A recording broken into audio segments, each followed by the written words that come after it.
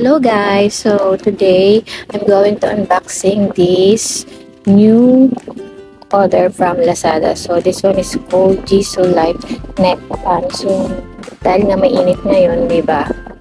Kaya naisipan ko bumili nito. So meron naman ako ibang mga rechargeable fan na ginagamit pero mas maganda to, nakita ko kasi nga isinasabit lang siya sa leeg. So ayan siya, the world number one portable brand raw, sabi niya. Actually, magaganda yung ano nila. Meron siyang official store sa Lazada.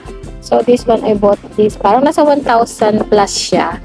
Yun yung regular price niya. Pero nakuha ko naman siya ng sale. Parang nag-sale siya nasa 900.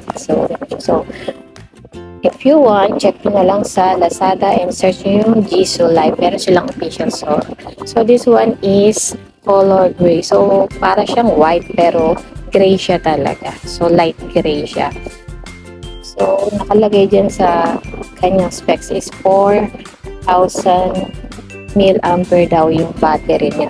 And lalast daw ng 16 hours. Yun yung nakalagay. Pero upon testing guys, yung totoong talagang gamit niya is pag nung pinuli charge ko siya and nagamit ko siya ng 4 to 5 hours, yung nandun siya sa maximum level niya, yung sa level 1, level 2, and level 3. So, yung pinakamalakas, trinay ko siya.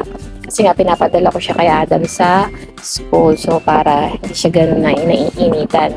So, yung mga strip-strip na yan na parang mga hiwa, dyan lumalabas yung hangin.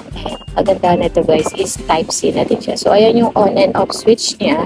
So, dyan mo din siya ilalagay. Andyan din yung mode level niya ng level 1, 2, and 3. So, pag ginagamit ko siya guys is level 3 talaga lagi kasi para talagang mas malakas.